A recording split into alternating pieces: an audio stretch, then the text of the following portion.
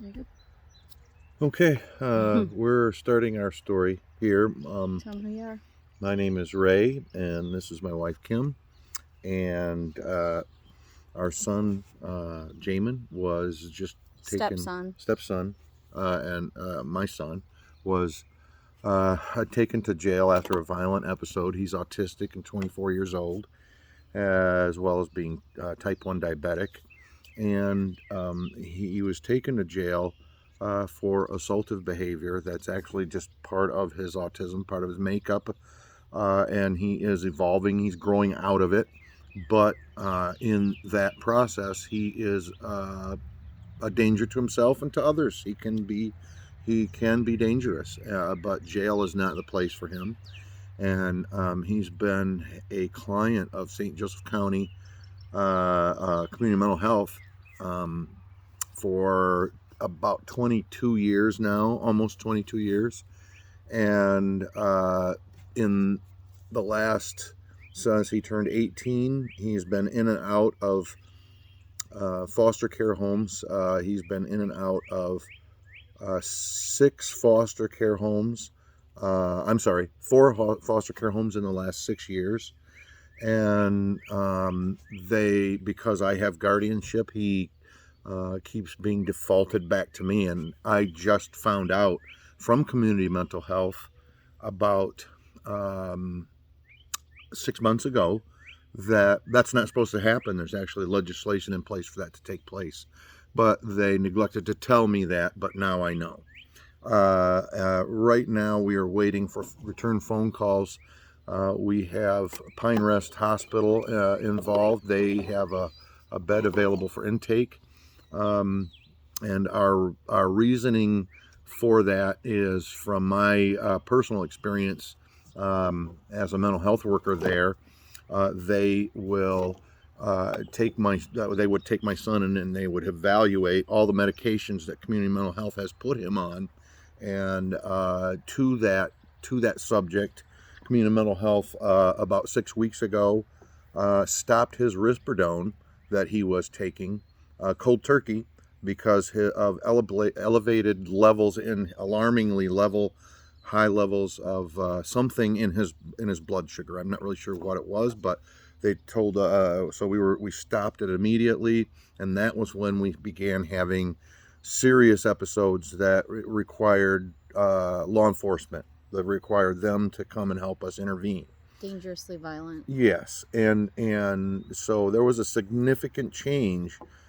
He also began a new ADHD medication at the same time, and then so we weren't sure what we were seeing from what. But then 3 weeks after being taken off the risperidone, the med clinic at CMH called back again and said, hey, his blood levels were normal all along, and we're putting him back on the risperidone. That it was a mistake. And that it was a mistake. And so, as you know, those medications can take a time to build up in your system, in your brain, and they can also take.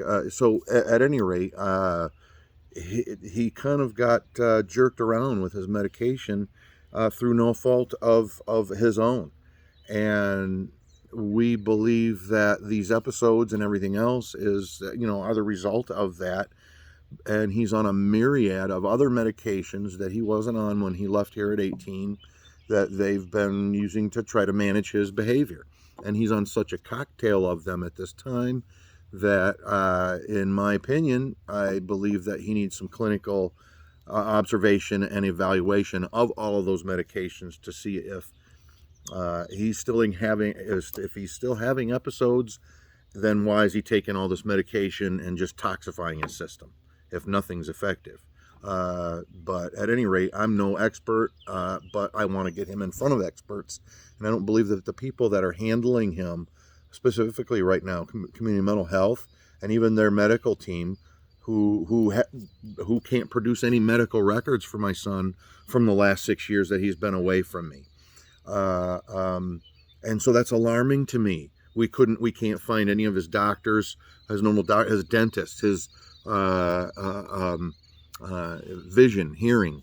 He has a team of specialists, endocrinologists. We had to find all these people on our own because their medical records didn't follow. It's just the level of complacency and ineptness and even double talking. Yeah, well, nodding and shaking your hand and yeah, I understand that you're upset, and then going and doing nothing.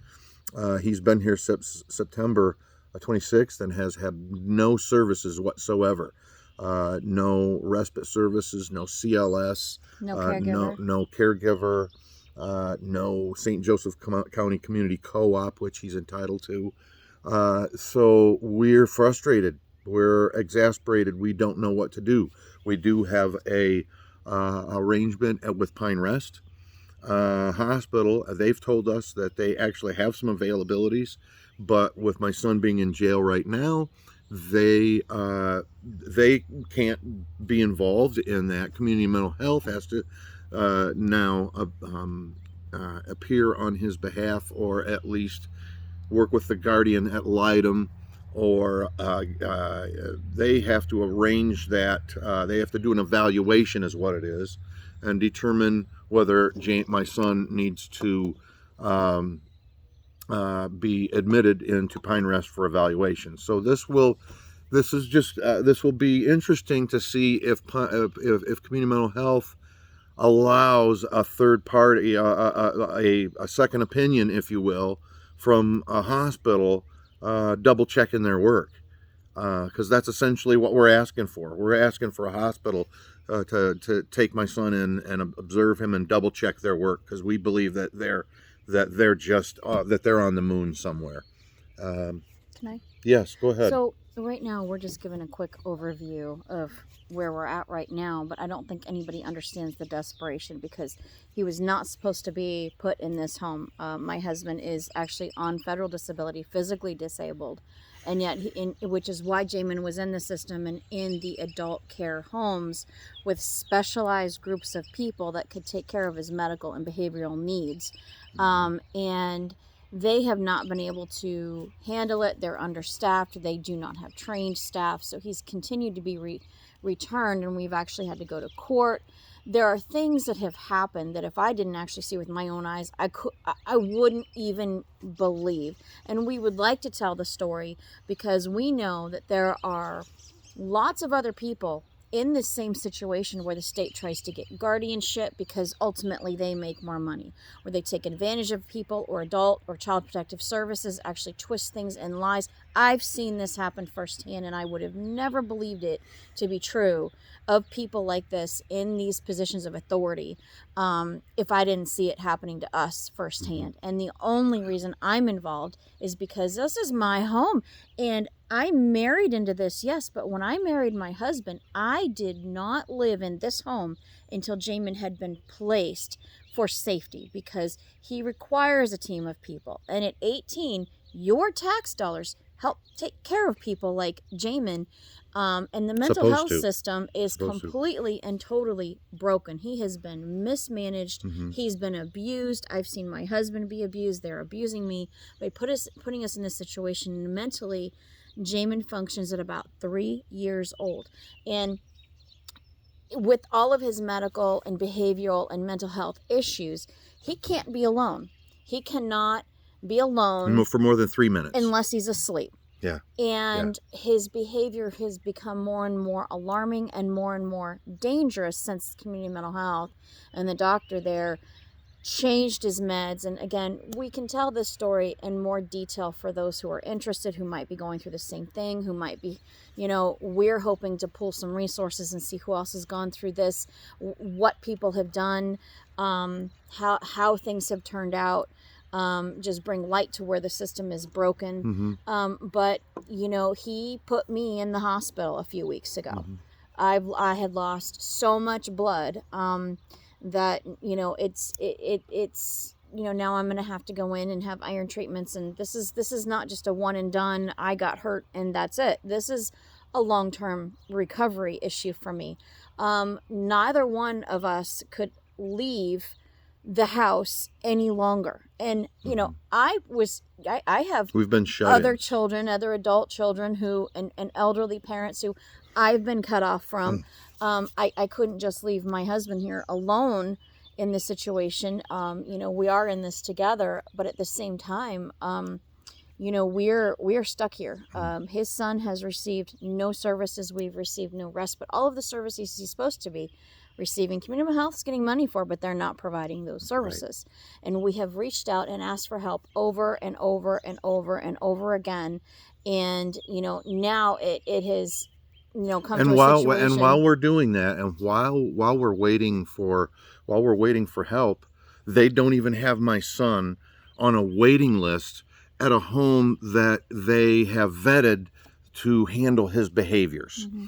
They're just sitting back on their hands, waiting for the next available home to become available, and just put him in there with those poor people. Instead of vetting the home and making sure that the staff are trained in crisis intervention, and that everyone there can be kept safe, and that these episodes are a condition of his autism. They're just a symptom of his autism. And so he needs to be in a facility, in a placement that can handle those conditions. And also, it's not even like that they've presented placements. There have been no placements. Yeah. Not like they're presenting options and saying, Ray is saying, no, we're going to turn those down. It's not even like that's an option. And he's been transported to the emergency room. He's been, by ambulance for self-harming. He has been transported, now to jail because he assaulted the officers during this episode. It's not the place for him. It's not the place for him. Because with his mental capacity, he doesn't have the ability to understand that acting out in this way or behaving this way equals going to jail, and that's a consequence. He doesn't learn that way. He still has the impulse control of a 3-year-old having a temper tantrum. Right. And that's radical acceptance of what autism has, where he's at on the spectrum. Right. And we have done things to improve that, but I think right now, that the medication needs to somehow be wiped off the blackboard somehow and go back to square one. And nobody understands the gravity that this has caused, not just emotionally, physically, always being on fight or flight mode, always being on high alert, because he can change just like that at any given minute for any reason whatsoever, logical, illogical, in his brain, whatever it is, and he can become violent just in the blink of an eye. And this is the home that he actually grew up in here, and this is the ugly side of autism that nobody seems to really talk about, and kicking holes in a wall and having violent behavior. And this is Ray, this is his normal, and I'm saying this is not normal. He needs to be in the correct facility with the correct treatment, and not just to mention what it does to people financially. We had a thriving bait shop, brick and mortar store business that we had to shut down.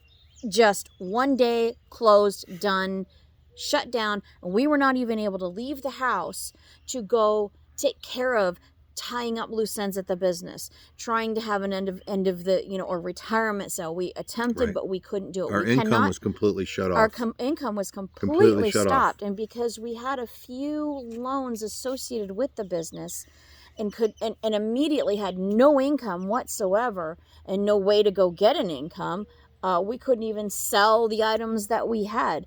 And because of that, we missed the very first loan payment that we missed because we were on a COVID repayment plan. Bam, judgment against us. Immediately judgment. So this is literally, in the course of time, cost Ray his retirement because it snowballed so quickly. And there are some creditors that are working with us to kind of put a hold on that, but it doesn't change the fact that those things happened. And this has all happened in 9 months since he came home. The property was just dilapidated. The well froze. Bad things happened because we couldn't be there. All of these things have started. He did go back to school, which there's again a whole nother story, and he was in school for about 4 weeks before school let out, and that gave us just enough of a break to kind of go get some of the inventory and bring it here. And try to sell it online. Again, that's just a very slow process, and you try and start something, but you cannot finish it because you have a violent autistic person in your in the household. home.